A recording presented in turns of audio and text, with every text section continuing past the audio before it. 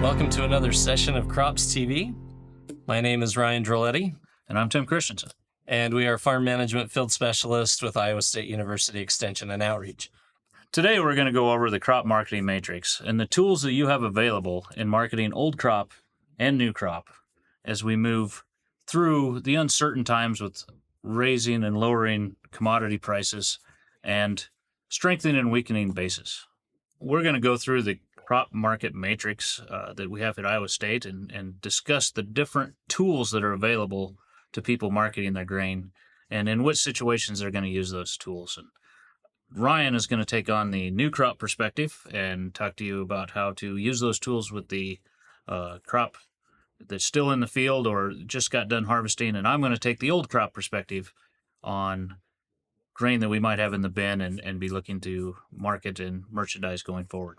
As I think about new crop and marketing new crop, I really want to think about some of the things that I set up myself for to begin with, right? When I look at my new crop and figuring out where my price points are going to be that I'm going to sell my grain for, I'm really going to be looking at one of the things I really need to look for to begin with is my cost of production number, right? When I'm thinking of new crop, that cost of production number gives me that benchmark of where I'm going to be marketing grain. If I really never get over that price point, I'm not going to be selling anything before harvest, right? So that's one of the things I'm going to set up on the new crop side is I got to know my cost of production number. I got to know what that benchmark is, because if I'm selling below it, or if I really think that I'm really never going to get over it, then maybe there is a point that maybe I should sell some before harvest. But really, a lot of individuals are going to say, well, if my cost of production is $350 or $375, throwing out just a blank number there today, and the price never gets above that, is it really going to, do I really want to sell it? Or then at that point, am I really going to just look at minimizing losses by selling pre-harvest?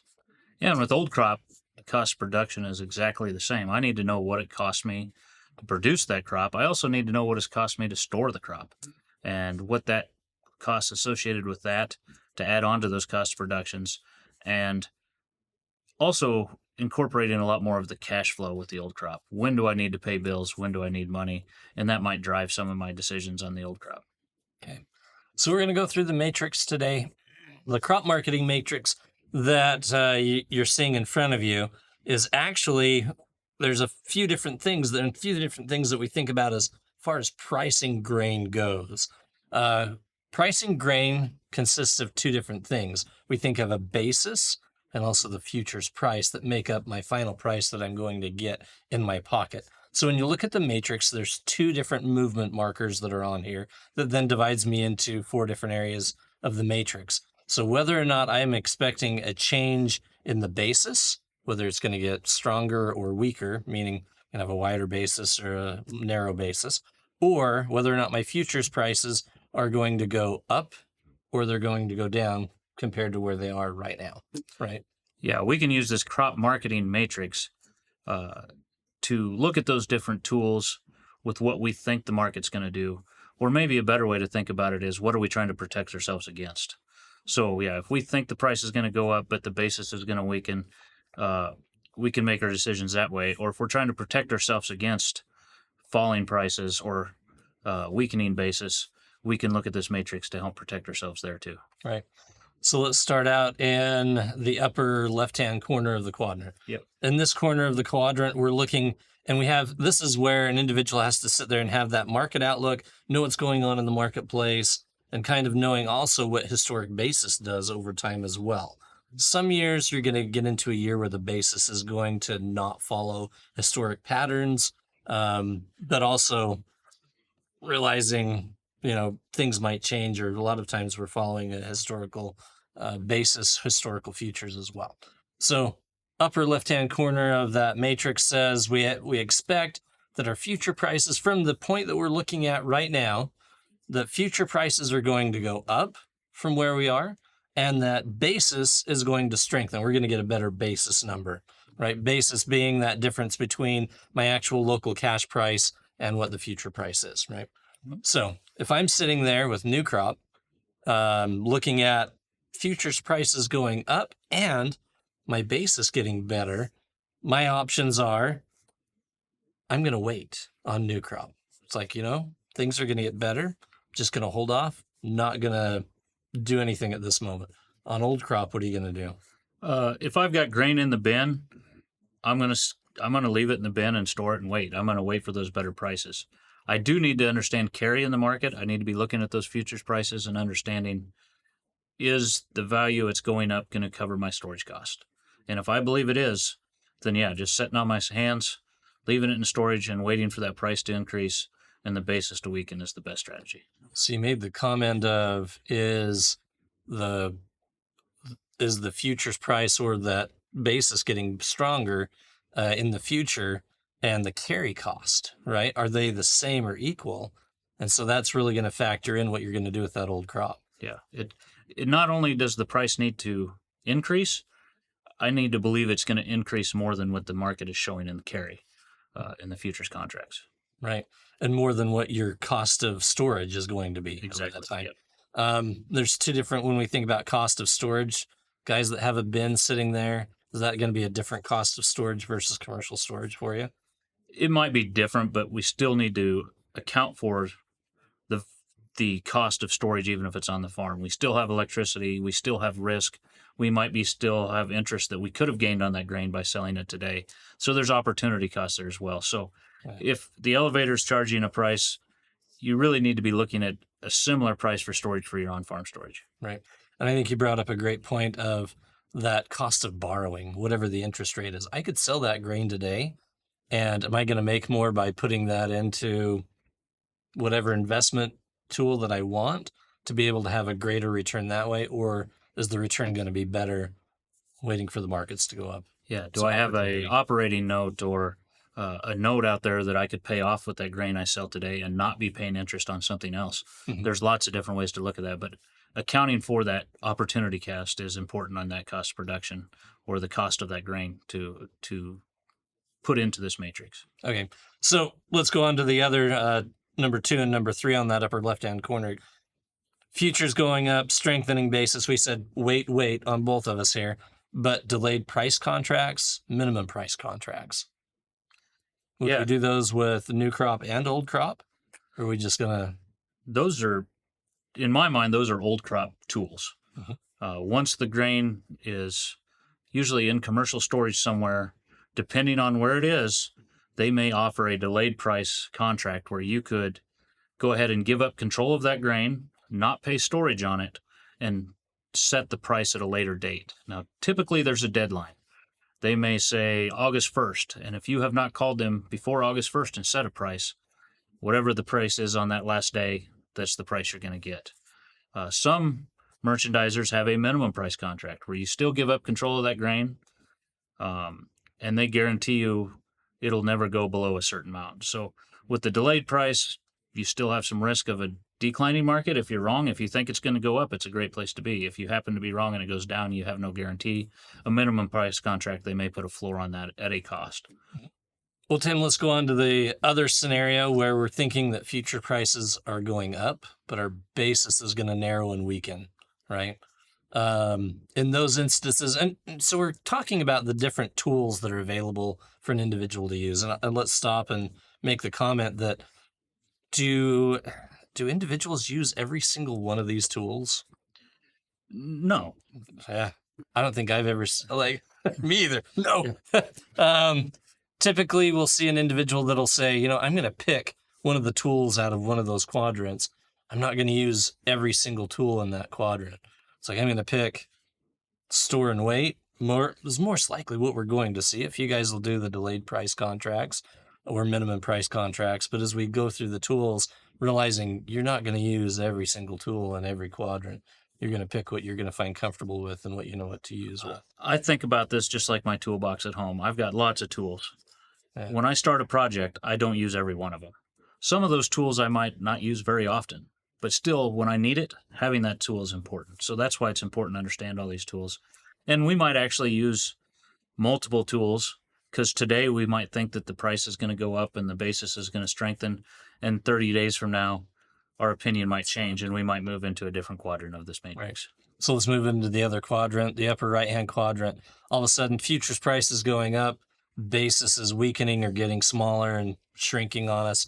So on new crop, I'm looking at those basis contracts. So the tools we've got: basis contracts. We can sell the cash bushels and buy a futures or a call option, or we can do a minimum price contract as well. So you can see that minimum price contracts are both on the left-hand side and the right-hand side of this matrix on that upper side when we think about futures prices continuing to go up, right? So we're really looking at when we sell and get a cash price, we've got to lock in futures and lock in basis to be able to get our final cash price. So basis contracts, sell the bushels, buy a futures or a call option, minimum price contracts. What do we want to say on this one? With the minimum price contract, depending on your grain merchandiser and where your terminal is, some of those minimum price contracts give you the opportunity to lock the basis. Some of them give you an opportunity to leave the basis open and vice versa. So that's why it's on both sides, depending on what kind of a contract is there. A really good option for people that have grain in commercial storage. I don't know about your area, but the price has more than doubled in the last few years for commercial storage. It's becoming very anti-user friendly. At the end of the day, we have too much grain out there. Grain elevators aren't wanting to store your grain, so they're raising the price to encourage you to go ahead and sell it. So we can go ahead and sell that cash corn, get whatever price it is today, and turn around and buy a call on the options. Then if there's still an increase in price, we have the opportunity to take advantage of that rally and gain more money. But it does give us a floor. So if the price goes down, we're protected against that. And it takes that storage out of the equation. We no longer have possession of the grain. It's not our problem. We don't have to worry about the condition of it. We don't have to worry about anything. We can just go ahead and watch the futures market and take advantage of any rallies there. Right. On the basis contract, that's when I sit there and go, well, I can lock in that basis. When I'm thinking basis contracts usually work is I'm going to lock in whatever that basis number is, right? If it's 10 over the futures market, 5 over the futures market at this point in time, well, looking at it, whenever I'm going to deliver those bushels, and I'm looking at the basis going, well, it's 10 over right now. I think it's going to get weaker. I can lock in that basis, but realizing I'm only locking in the basis portion of it. I'm not locking in the futures price. So, because I'm expecting on this scenario, futures is going to continue to go up. And whatever that basis is, 10 over, 5 over, whatever I locked in at, I'm watching that futures going, yep, I'm expecting it to go over it, to continue to rally and go up. And so then I'm sitting there going, yeah, I'm going to lock in that 10 over basis, 5 over basis, whatever I've got. That's my basis contracts that I'm looking at, right? And that can work with old and new crop on that one. Yeah, and I think of that, to understand that completely, I have to think of my cash price for my grain as futures price plus basis equals what my cash price is. So if basis is negative, I would take my futures price minus whatever that basis number is to get my cash price. So with the basis contract, we're leaving the price open so it can still go up and down, but locking in that basis so we know exactly what we're going to subtract off of that futures price to come up with our cash in the future. And to give a little bit more perspective on basis, local co-op, local production facility is using basis to really say, do I really need a lot of grain right now, or I'm going to back off, right? And really it is that difference between the local cash price and what the futures is, right? So I think about in my area of the state, I've got Cargill, I've got ADM, and they're sitting there going, you know what, at harvest time, they're only going to want just enough. Right before harvest, they're wanting just enough crop to fulfill their production orders, because that's about one of the worst things that a production facility can do is run out of grain and send everybody home, right? They don't want to send all their workers home. That's about the worst thing a buyer could do. So he's going to get just enough in to run production because we're expecting price, and when that's getting met down here to the lower part of my quadrant, just enough so that because my price is going to be lower here in a few days. So buyers and sellers are doing the same thing. They're watching the markets. What am I going to do? Am I going to lock in basis, keep that basis, even though I'm going to expect that futures price to go up? Yeah, basis in a nutshell is how bad do they want my corn or soybeans, right? Yeah. If I'm at a location that is loading a train, or an ethanol plant that needs grain to work through the next day or week, or a feed mill that has feed orders that need to go out, they will change their basis to attract more grain. Or if they have more grain than they need at the time or want at the time, they will widen that basis to make it less attractive for you to sell your grain there, to help tell you whether to bring them grain or not. If you listen to the markets, they'll tell you what they want. Right.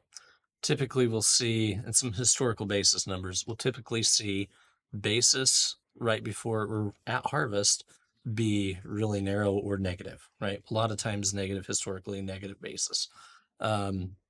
Christmas time, over the holidays, typically I'm going to see a jump in basis, like for that week's contract. If nothing's contracted to come in and they're sitting there going, oh, I need a little bit more because I didn't contract enough, that's when you'll see maybe some positive basis numbers. And so, yeah, it's that production facility or plant or co-op saying, I need some bushels in here, and they're going to move that basis, meaning my cash price is above futures price, and or it's below because I've got plenty. If you really want to bring it to me, I'll buy it for cheap. Or, hey, I really need some, I'm going to give you more. And we'll see that basis move. So it's that levered for the plant to sit there and say, I need some bushels, or I'm good.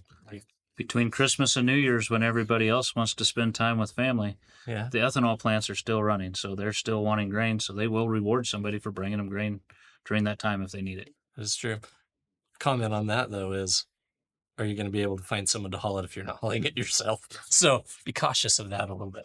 All right, let's move down to the bottom side of our matrix. And the bottom side of the matrix, we're looking at the idea of futures prices going down, right? So we think, okay, I'm at the top of the market for the futures price. They're going to do nothing but go down from here. So, but I think the basis is going to get better. That's that left bottom side is basis getting better, but I really expect that futures price to continue to go down and down and down. So on those, we've got taking a hedge, doing a non-roll hedge to arrive, or to buy a put option, right? On this scenario, when I think about it, on the new crop side, you could hedge it, could buy that put, you could do a non-roll hedge to arrive. Tim, what would you do on the old crop? The same Scenarios, right? If I have some grain, there's snowbanks out there, I'm looking at March and April that I want to take it to town, and the price in March and April is above cost of production today, I'm going to go ahead and hedge that, lock it in, and not have to worry about it. I can do the HTAs, the hedge to arrives with my old crop, and buying a put is probably more of a new crop strategy. I'm probably looking at just go ahead and selling that grain or doing something else on the old crop. But it is still an option, especially in the same situation. If I have some constraints on how quick I can get that grain out of the bin, Right. I might go ahead and do a put as well. Right.